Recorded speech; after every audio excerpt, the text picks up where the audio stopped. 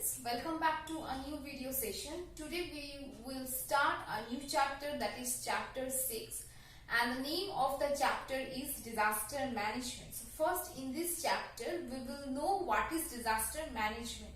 So disaster management is overall preparedness to handle the damage of disaster, and it is also efficient management of the area of the people where disaster may occur.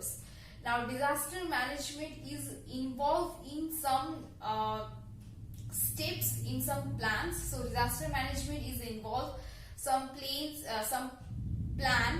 steps that to be taken during the disaster, after and before the disaster to shrinkage the damage of disaster.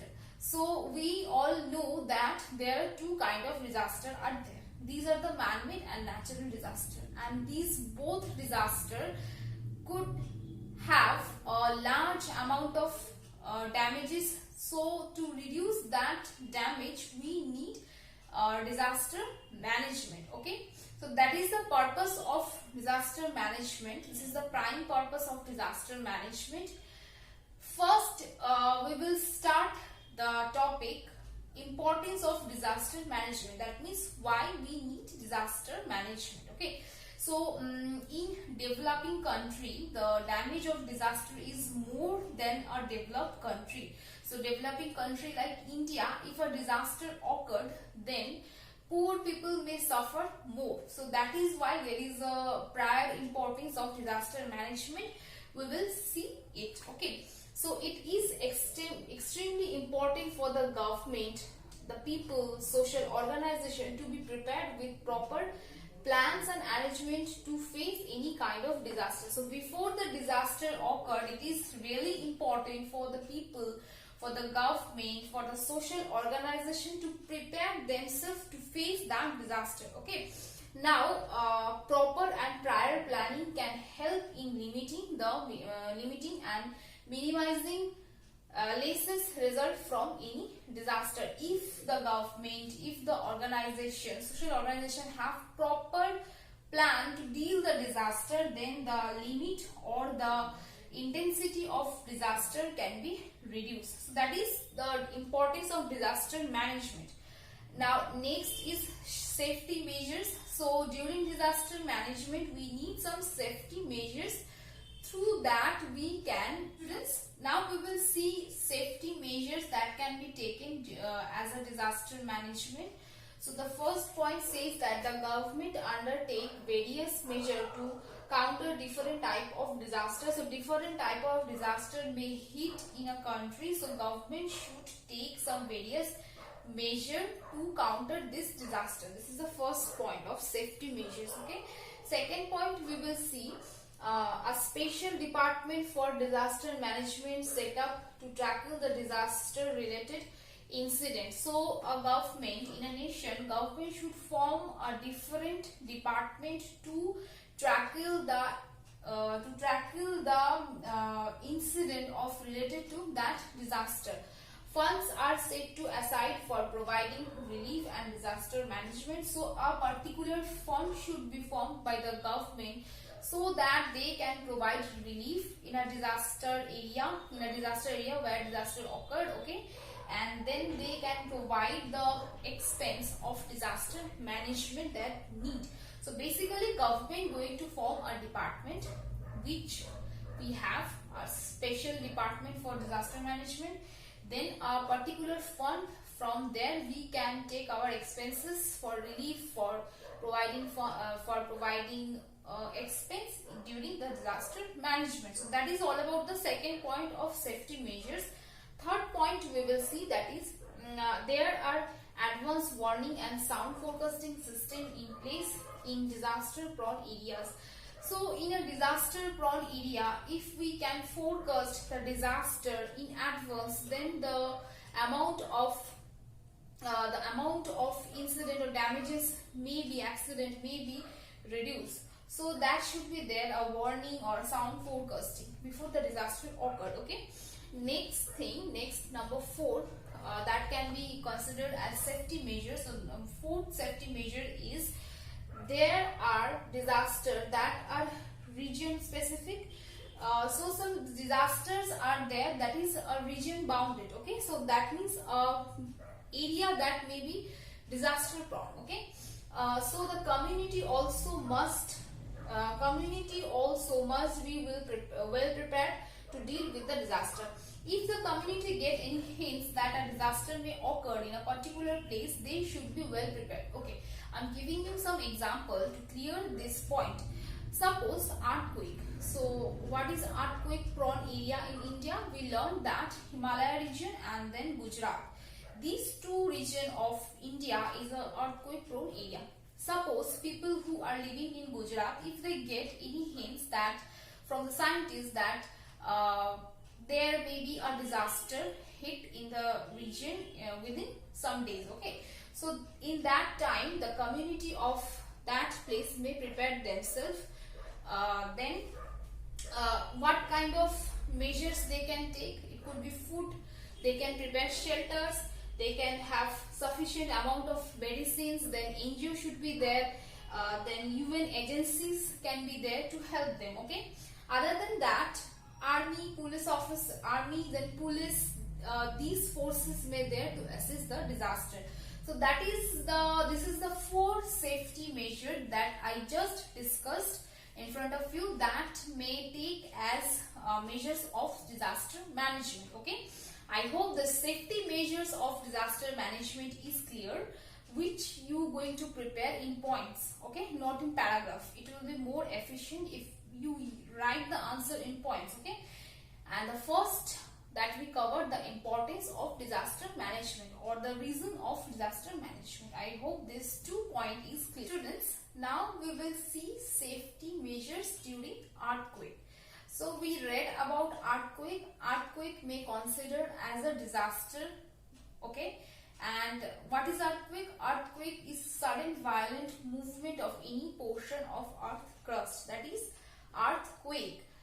So we read that there is a huge damage may occur because of the earthquake if the intensity of earthquake is more than 6 in Richter scale. So these are the information we got from chapter 5. We know about them.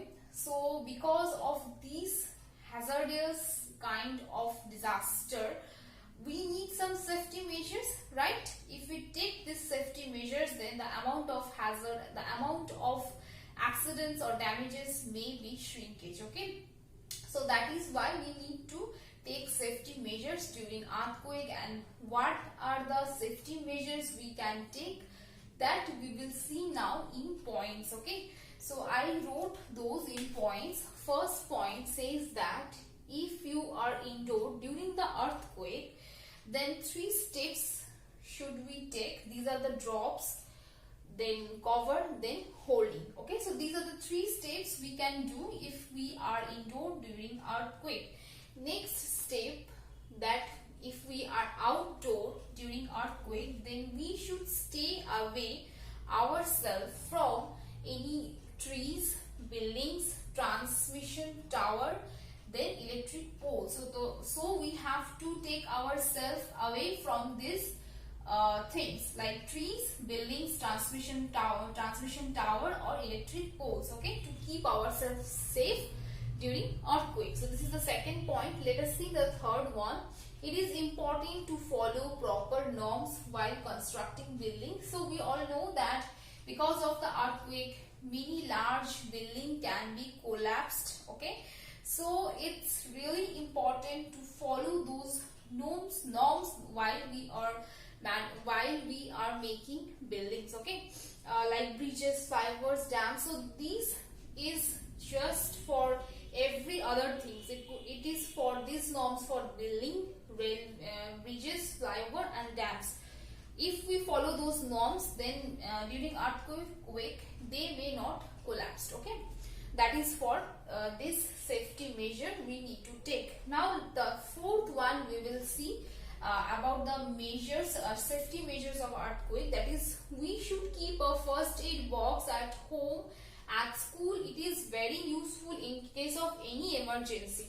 So it is really mandatory for us to keep a first aid box in home, in school as well, because not only earthquake, any other thing, any accident may occur in our day-to-day life, we have seen.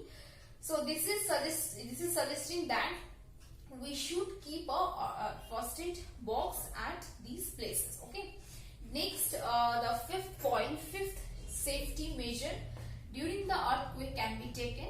We will see it. So we can return to our building after some time. So if suppose in a place earthquake has occurred, during the earthquake we may evacuate it, we may get out from that building. After the earthquake we may go back to the building. Okay. So if we feel that there is no danger of aftershock, so we all know that after the earthquake we may feel aftershock, and these aftershock may be of much intensity. Okay. So we have to be careful that if there is any aftershock or not. Okay. So that we need to be careful, and we should check our building if we feel it unsafe. So when we are returning to the building after the earthquake, we should check that our building where we are staying, is it safe for us? Is it properly staying at that place what it was before the earthquake? This thing we should keep in our head. Okay. So that is the safety measures during the earthquake that we can take. Here I just discussed 5 points.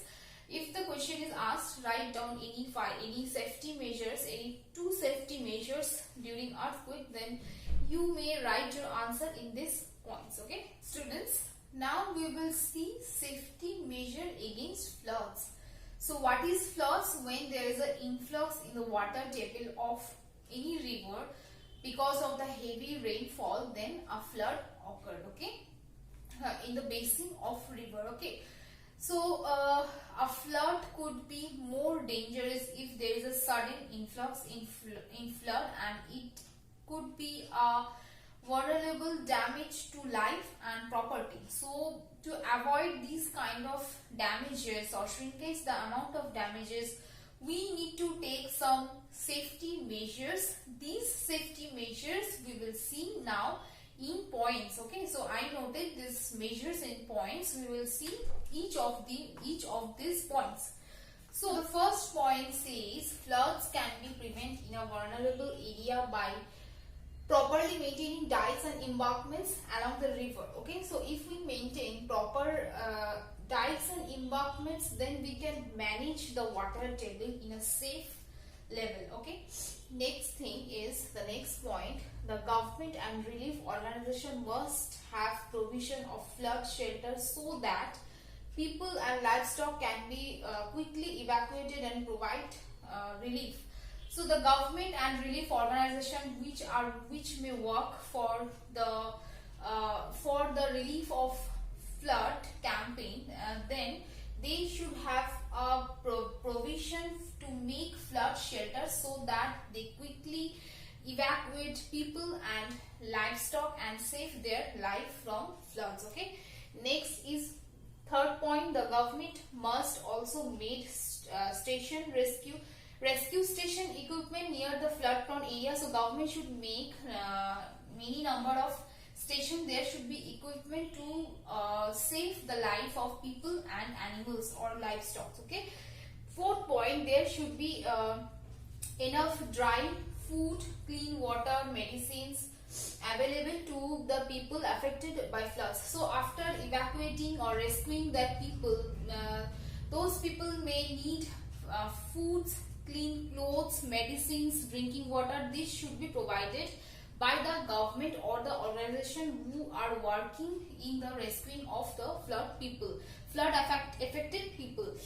Fifth point, all electrical mains must be switched off to avoid short circuits. So we all know that during the flood there may be incident of short circuit, and that is very harmful or very dangerous to human and livestock.